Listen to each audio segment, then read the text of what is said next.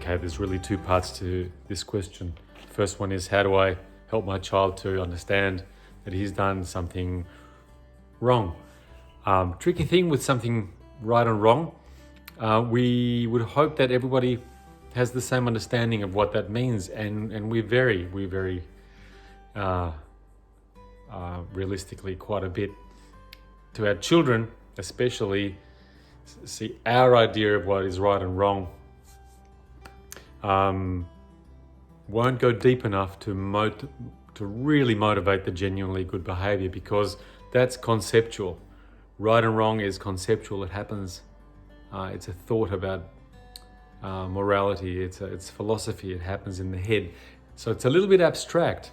Fundamentally, our children do want to please, but often their behavior is so self-focused that it can end up being hurtful to others, and sometimes also to themselves. So especially at this young age.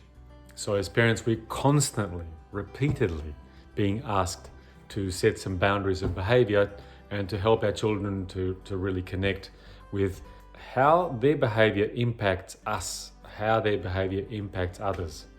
So if you want to find that really strong motivational core, it's about reaching for your child's empathy.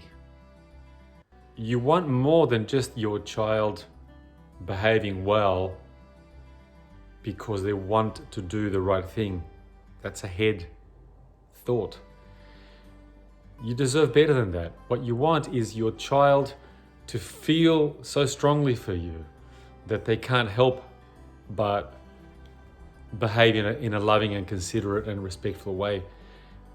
When we feel empathy for each other, it's almost a little bit physically painful to hurt somebody else once we see the impact that our behavior has had.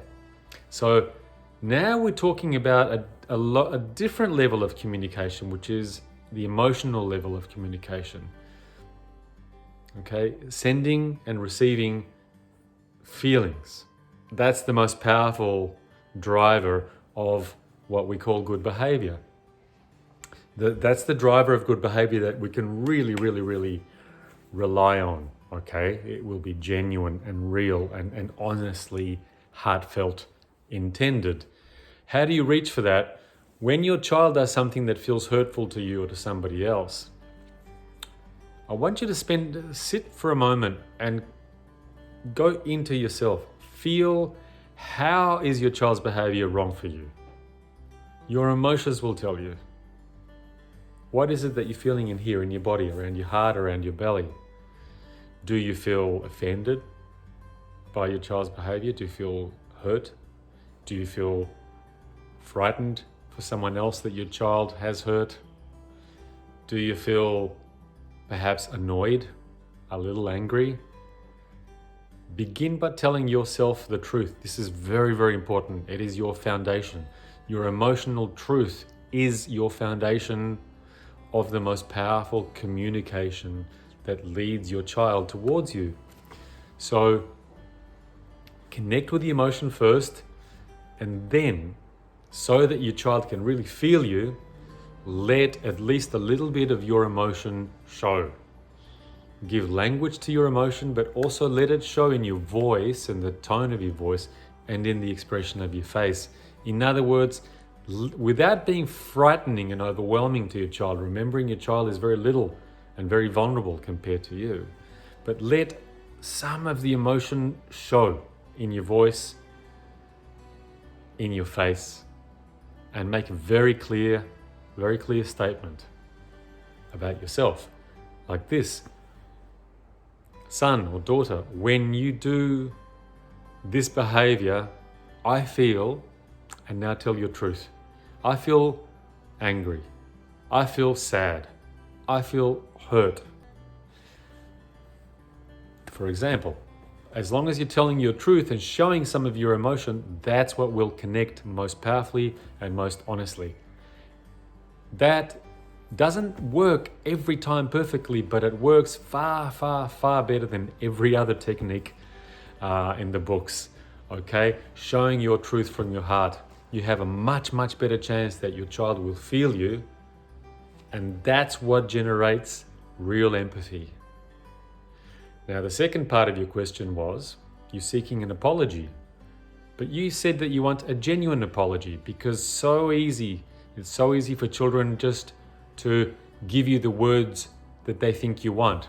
I've heard so many times children say please when they don't really mean it in their heart, or thank you when they don't really mean it in their heart. They just want to get through the moment so they can be finished and go out to play. So what do I say to please mum and daddy? Oh, sorry. And then next day they'll do the same behavior again. Nothing changes. You want genuine.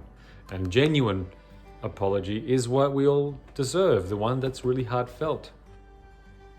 The best way to gain that is to role model it in front of your child. The adults is who they learn from. We are their role models. So when we infringe upon someone else, upon each other, upon our children, to feel the remorse, not the guilt doesn't help. It's the remorse. That's the feeling that I feel some pain about the hurt that I have caused you. We all do that from time to time. We all trespass on each other from time to time.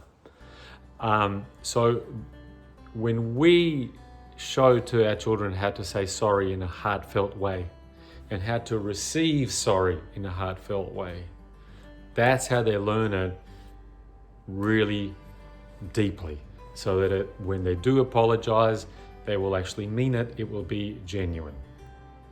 And then it's okay to ask for that, to remind them sometimes. If you feel like your child has done something very, very hurtful to someone else, to make that suggestion. But first begin with generating the empathy. Say if your son hurts his little brother, little sister, hold him and help him to look at the person he has wounded and to say, how does that other person feel after you pushed them, after you were mean to them, whatever. How do you think, look at that other person, how do you think they feel right now? What would you like to say to that person? You can go even further. This is what I would like you to say to the person that you have hurt. Okay? I'm sorry. I'm sorry that I hurt you. That's humbling, it's beautiful, it's uplifting, and that's how we make friends again. But we're the role models. Okay, thank you for your question.